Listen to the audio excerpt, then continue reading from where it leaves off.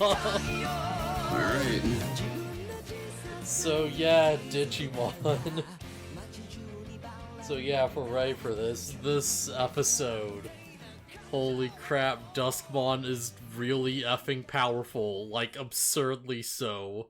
Like, holy crap, why is he so strong? He's so strong. He's so strong, and I feel like we are going to need some really big power-ups to defeat him. Yeah.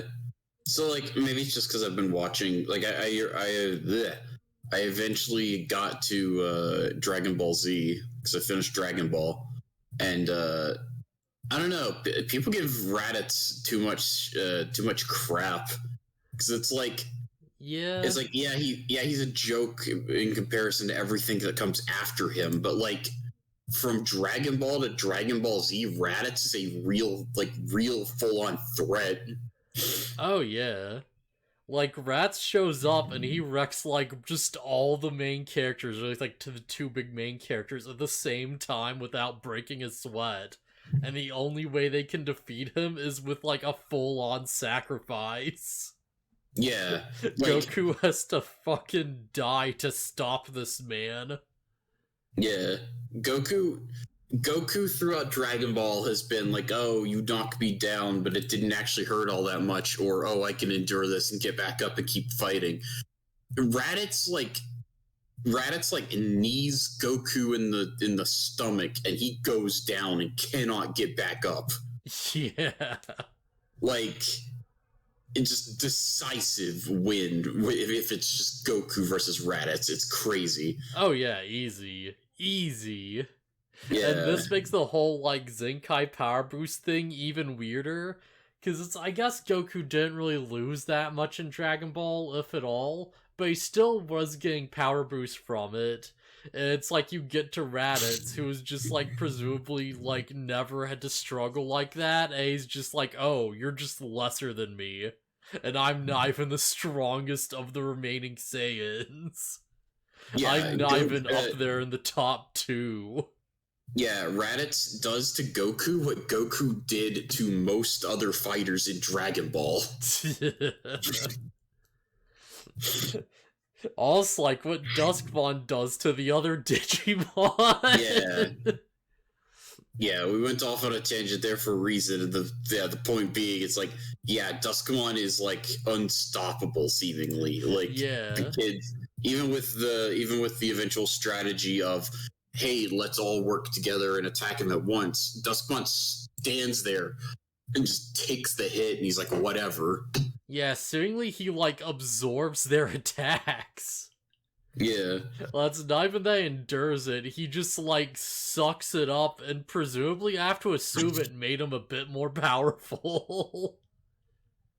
I mean, we don't know about that. All we know is that he absorbs it. He at least absorbed the energy, which means it didn't seem to do anything against him. And, like, meanwhile, like, a Goonimon is just wailing on him with his fists, and it does nothing.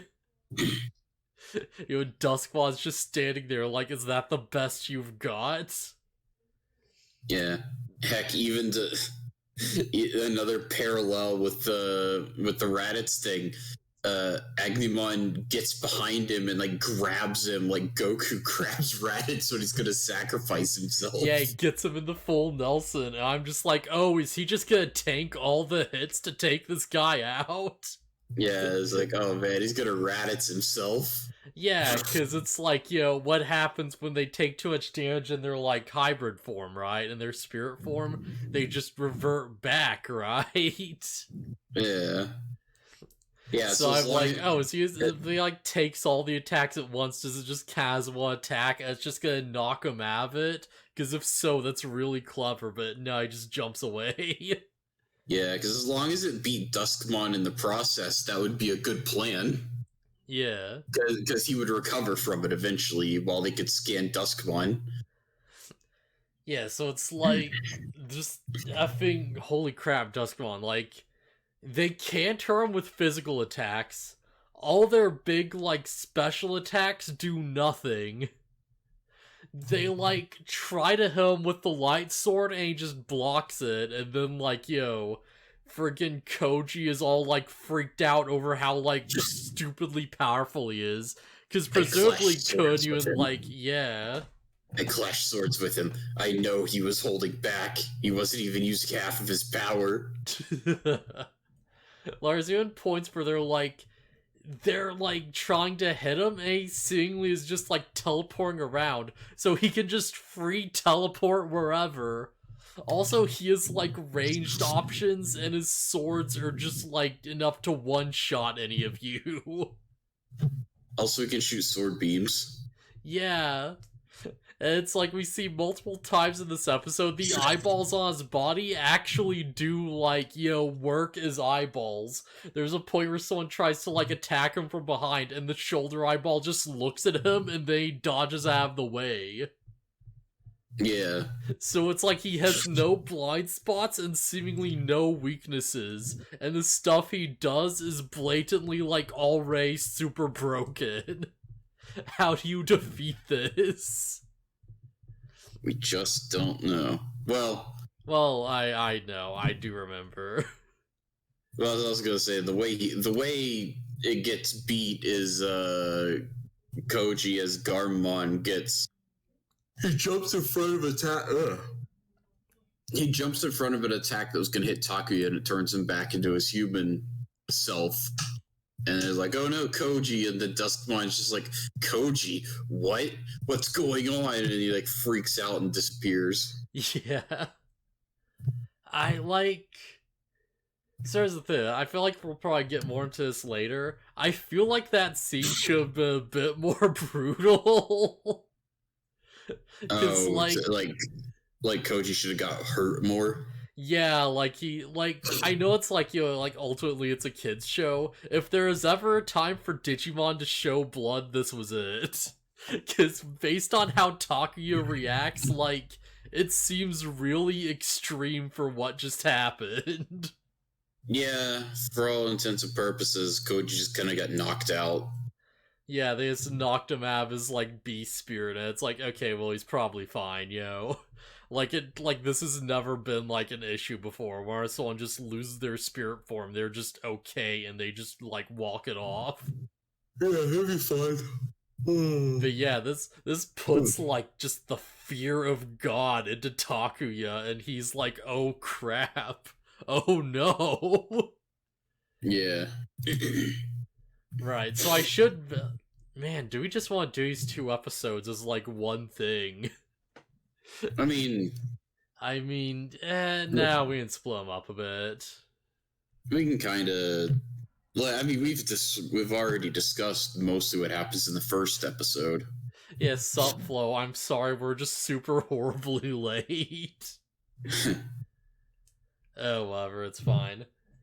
But yeah, most of this episode is just hey, Duskmon is really strong and he's unbeatable, and even though he's a human spirit, there's some crap going on where we just can't beat him. Oh, gonna be a bit more quiet today doing some stuff tonight? Oh yeah, that's super fine, man. But yeah, Duskmon is really cool and really nutty. And, when he fires lasers, they not only come out from his, just goofy eyes all over his body, but also from, the weird monster, just skull hands he has. They're really goofy looking, but also kind of really cool at the same time. He technically has hand-mouth blasts. But yeah, that's this big episode. It's Duskmon's really strong. And, Takuya, gets knocked aside and can't really beat him, but he does, land an attack on him. And it seemingly does nothing, so everyone has to retreat. And it's okay, yeah. We need a plan. We need, some way to defeat this guy. We need to, regroup and try to figure out some weakness. And Taki is just okay, well, here's a plan. And he, shows up, having just handcrafted, out of wood, just multiple figures of everyone's beast spirits. Him and Tomoki. Yeah.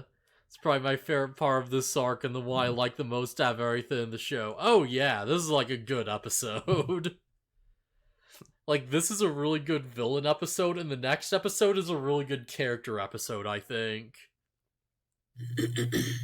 Yeah, he gets all his, like, fairs together. He's like, okay, we're all gonna, like, strategically, like, just maneuver around him so he can't escape, and I'm gonna, like, keep him busy long enough for everyone else to just blast him simultaneously with everything they got. And it does nothing. Like, arguably it might have actually helped him. I know.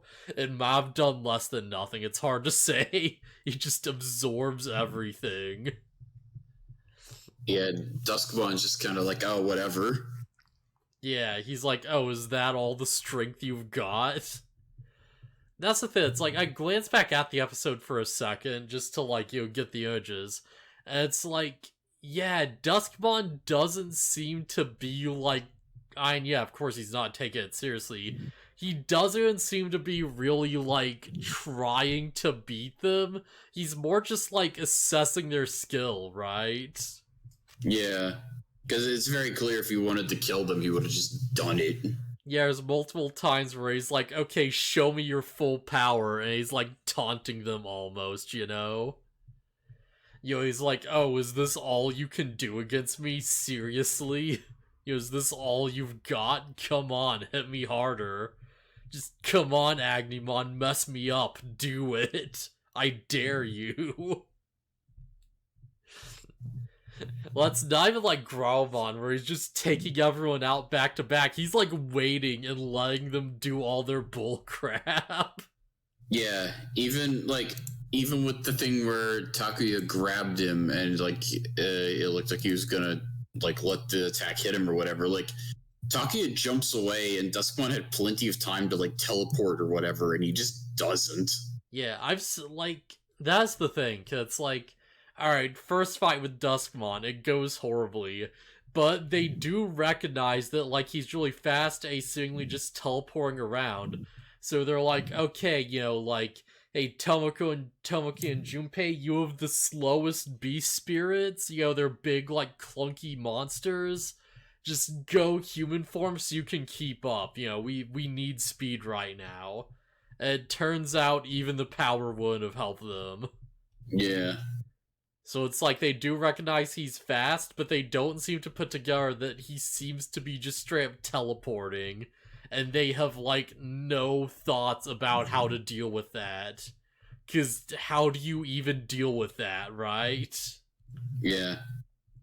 It might have something to do with the fact that they're on the continent of darkness and he just, like, is darkness, the Digimon. Yeah. I don't know if that'd give him, like, a power boost or not, but I know it kind of makes sense. I could see some gimmick where it's like, oh, maybe Duskmon can only teleport through the darkness. So, like, maybe if Lobomon just lit the forest up with his beam saber, then, like, maybe there'd be, like, no shells for Duskmon to, like, jump through, I suppose. Yeah, that's how it works. If that's how it works. We have no confirmation. I have no idea. And I have to imagine that's probably, like, that's probably how it works. Because if he can just free teleport whenever, then even for Digimon, that's, like, insane. That's so nutty. That's so effing busted. Well, that's not even the type of teleportation where it's like, if he's touching you, you go with him, Because, like, Lobomon clashes swords, and when he teleports, he just goes. It seems to make no difference at all whether you're grabbing him or not. Oh, man. We gotta, like, pull a Mob Psycho 100 and predict where he's going to move. Yep. We gotta predict it ahead of time. Jeez. I guess that's what Ghost Move does, and somehow it doesn't knock them away when he reappears with a big explosion. With the heck Digimon and Rumble Arena 2. Never expected a fine game to lie to me like this. But yeah, I don't think I remember seeing this episode as a kid. The next one, yeah, 100% I remember it. Yeah. Yeah, I remember the next episode. So yeah, is there really much else to talk about with this one? I should probably mention that Junpei does get a good moment here, where it's like they're all regrouping, and Junpei's like, "Oh yeah, yo, I think it's like good that Taki and Koji are arguing because yeah, they keep each other in balance, right? Like, imagine if there was two Takuyas, it'd be horrible. They're like, Yeah. it'd be way too reckless."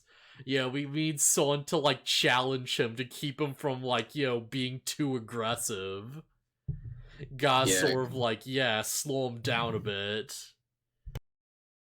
Yeah, because it's like if there's two Takayas, it'll be two, like, twice as headstrong, and like you'll just throw us into danger constantly. Yeah. Also, yeah, just big effing Junpei slash Azumi shipping vibes. Just holy crap, they go for it really hard. It's kind of absurd how hard the ship is happening.